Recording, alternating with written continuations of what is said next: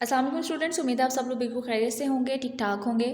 आज हम लोगों ने उर्दू अलिफ में सबक नंबर 4 जो कि है शायरों के लतीफ़े, उसकी मश्क को हल करना है, ठीक है। और मश्क में हमारे पास सवाल नंबर 1 है, मदरजे सवालात के मुख्तसर जवाब दें। अलिफ जुज़ है, ख्वाजा बासित ने मीर और मिर्ज़ा के कलाम के बारे में क्या फ़रमाया। जवाब है इसका, ख्वाजा बासित ने फ़रमाया कि मीर का कलाम आ है और मिर्ज़ा का कलाम वाह है। जुज़बे है, शरीफ ज़ादे की गज़ल सुनकर सौदा ने क्या कहा। इसका जवाब है, शरीफ ज़ादे की गज़ल सुनकर सौदा ने बहुत तारीफ़ की और कहा कि मियाँ जवान होते दिखाई नहीं देते। सैयद इंशाह के इसरार पर जुर्रत ने कौन सा मिसरा पढ़ा। सैयद इंशाह के इसरार पर जुर्रत ने ये मिसरा पढ़ा, उस जुल्फ़ पे फबती शबे दिजोर की सूझी। अगला सवाल है, ख्वाजा साहब अपने उस शागिर्द से क्या कहा करते थे जो अक्सर बेरोज़गारी की शिकायत से सफ़र का इरादा किया करते थे।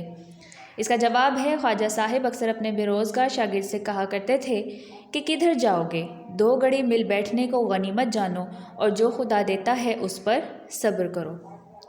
अगला सवाल है, साहिब आलम की ज़ुबान से उस वक्त क्या निकला जब हकीम एहसनुल्लाह ख़ान ने जल्दी से उनके आने और जाने पर इजहार ताज्जुब किया। साहिब आलम की ज़ुबान से निकला कि अपनी खुशी से आए ना अपनी खुशी चले। अगला सवाल है, दुरुस्त जुमलों पर टिक का निशान लगाएं। शेर तो मीर का है मगर दाद ख्वाही उनकी ददा की मालूम होती है, दुरुस्त। सौदा ने बहुत तारीफ़ की और कहा कि मियाँ लड़के बहुत तवील उम्र पाओगे, गलत। जुरत हंस पड़े और अपनी लकड़ी उठाकर मारने को दौड़े, दुरुस्त। चूँकि नाम भी इमाम बख्श था इसलिए तमाम अहले जलसा खामोश रहे, गलत। भाई अगर कोई गधा तुम्हारे लात मारे तो तुम उसका क्या जवाब दोगे, दुरुस्त।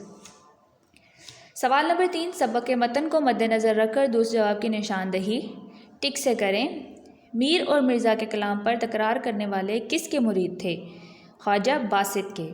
इंशाअल्लाह खान एक दिन किसकी मुलाकात को आए, जुर्रत की। ये मिसरा उस जुल्फ़ पे फबती शबे दिजोर की सूजी किस शायर का है, जुर्रत का। क़ाते बुरहान के मुसन्निफ़ कौन है, गालिब। सवाल नंबर 4, मतन को मद्देनज़र रखते हुए मुनासिब लफ्ज़ की मदद से खाली जगह पुर करनी है। एक दिन लखनऊ में मीर और मिर्ज़ा के कलाम पर 2 शख्सों ने तकरार में तोल खींचा। मीर साहब का कलाम आ है, मिर्ज़ा साहब का कलाम वाह है। गर्मी कलाम पर सौदा भी चौंक पड़े।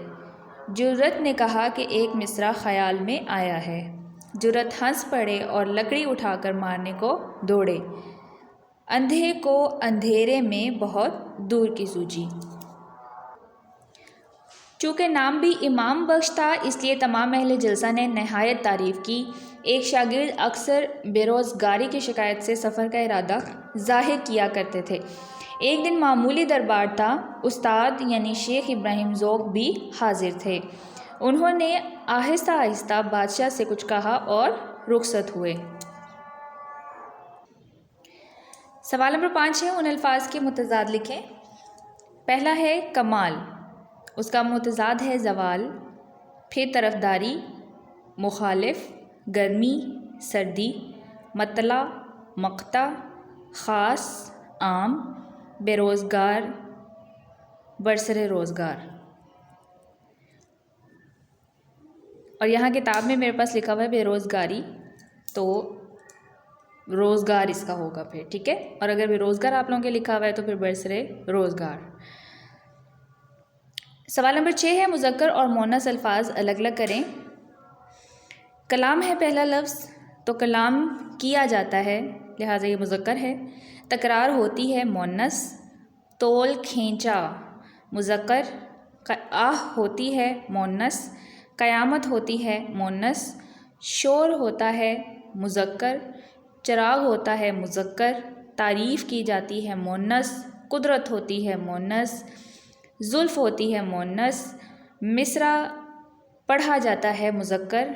मिजाज कैसा है कहा जाता है तो लिहाजा मुज़क्कर। तस्बीह की जाती है मुअन्नस। शिकायत भी की जाती है मुअन्नस। सवाल नंबर 7 है, मदरजे अल्फाज पर एराब लगाएं। तो पहला लफ्ज़ है हमारे पास कमाल। काफ पर ज़बर, मीम पर ज़बर, अलिफ और लाम पर जज़म, कमाल। پھر لفظ ہے مطلع، میم پر زبر، توئیں پر جزم، لام پر زبر، عین پر بھی جزم، مطلع۔ پھر لفظ ہے ہمارے پاس چراغ، چے اور رے پر زبر، الف اور غین پر جزم۔ اشتیاق، الف کے نیچے زیر، شین پر جزم، تے کے نیچے زیر، یہ کے اوپر زبر، الف و قاف پر جزم، اشتیاق۔ لفظ ہے جی غنیمت، غائن پر زبر، نون کے نیچے زیر، یہ پر جزم، میم پر زبر اور تے پر جزم، غنیمت۔ سوال نمبر 8 عبارت کی تشریح کا ہے، وہ ہم انشاءاللہ تعالی کل کریں گے۔ اور سوال نمبر 9 ہے مدرج الواحد الفاظ کی جمع اور جمع کے واحد لکھیں۔ تو پہلا لفظ ہے اس میں ہمارے پاس کمال، جس کی جمع ہوتی ہے کمالات، شعر جس کی جمع ہوتی ہے اشعار، مشاعرہ مشاعرے، بیگمات اس کا واحد ہوگا جی بیگم، شخص کی جمع ہوگی اشخاص، اور خدام جو کہ جمع ہے خادم کی، ٹھیک ہے، تو واحد ہوگا اس کا خادم۔ سوال نمبر 10 ہے ہمارے پاس کالم الف میں دیے گئے الفاظ کو کالم بے کے متعلقہ الفاظ سے ملائیں۔ کالم الف میں ہے جی آہ، اور اس کو بے سے ملائیں، بے کالم میں ملائیں گے ہم واہ سے۔ پھپھولے یعنی دل، دل سے ملائیں گے۔ ذرا، ٹک، مرزا، سودا، جرت، انشا، یہ متن کے مطابق ہم نے دیکھتے ہوئے جو ہے وہ کالم الف کے الفاظ کو کالم بے سے ملایا ہے۔ گرامر والا حصہ دیا ہوا ہے ان پر، اور یہ ہے جی کہ ذو معنی الفاظ۔ کچھ الفاظ ذو معنی ہوتے ہیں، یعنی ایسے جن کے دو مفہوم ہوتے ہیں، ٹھیک ہے، یعنی دو معنی نکلتے ہیں، ان کے دو مطلب نکلتے ہیں۔ مثلاً انہوں نے آپ کو مثالیں دی ہوئی ہیں، جیسے تکرار ہے ہمارے پاس ایک لفظ، اس کا ایک مطلب ہوتا ہے جھگڑا، اور دوسرا اس کا مفہوم ہوتا ہے یا مطلب ہوتا ہے بار بار، کسی چیز کا بار بار ہونا۔ پھر آگے ایک لفظ دیا ہوا انہوں نے عرض، ایک عرض ہوتا ہے گزارش کرنا، کسی کے گوش گزار کچھ کہنا، اور ایک ہوتا ہے عرض چڑائی، جو کہ ہم کہتے ہیں کہ کپڑے کی یا زمین کا عرض، ٹھیک ہے۔